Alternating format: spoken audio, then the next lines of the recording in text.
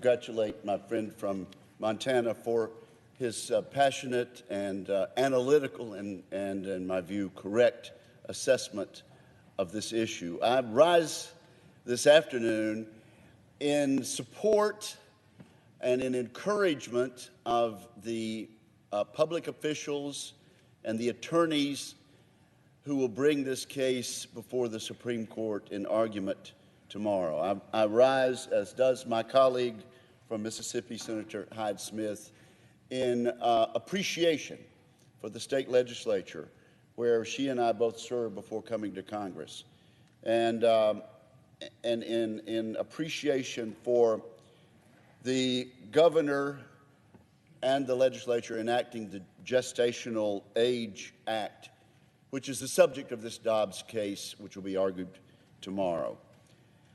This is a serious issue.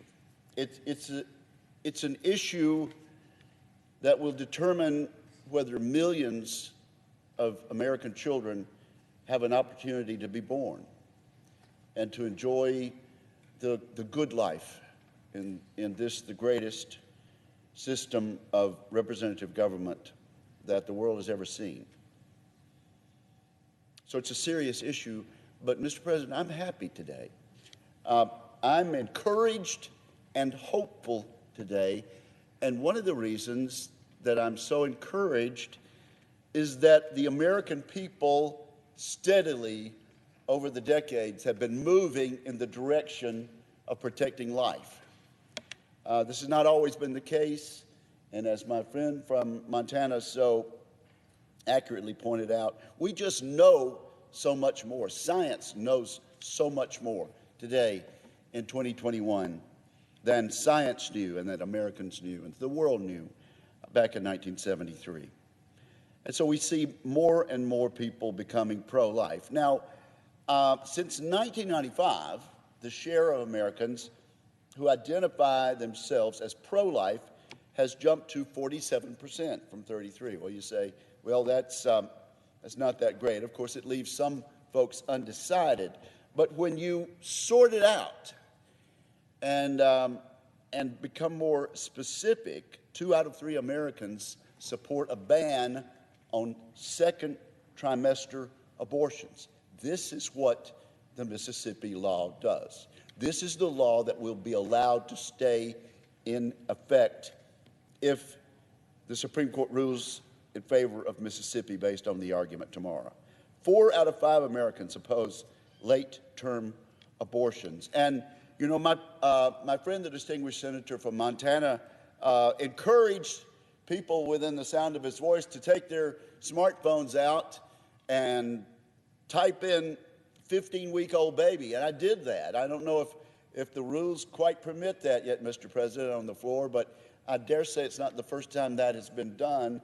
And so I did that. I clicked on 15-year-old baby, and that very picture, along with other photographs, came up. And as the gentleman says, it is every bit a human baby, no question about it. So I'm encouraged that the American people are moving in the direction of life because they've seen these pictures, because they listen to the science, and we know more than we did in 1973. The Supreme Court knows more than it did in 1973. After 15 weeks, an unborn baby has more than 90% of its body parts that it will ever have. They've been formed, and almost every organ is functional at the 15-week period. That's a baby. That's a human American baby. The child's heart is pumping 26 quarts of blood per day at 15 weeks and has already beaten approximately 15.8 million times by 15 weeks. That's a human. That's a baby. Babies at this stage respond to touch and taste, and a dominant hand begins to emerge. We know at that point, 15 weeks, whether that baby is right-handed or left-handed. And of course, we know that that baby can feel pain.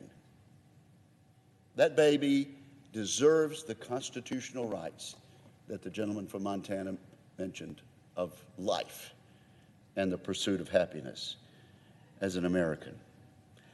And I do want to congratulate our friends across the sea for actually being ahead of us on this. We like to think that sometimes we know best and we're ahead of the curve.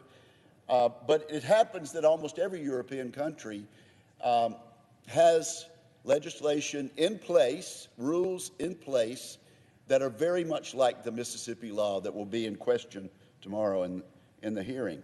Germany and Belgium have banned elective abortions after 14 weeks. Now, this law in Mississippi has set that at 15 weeks.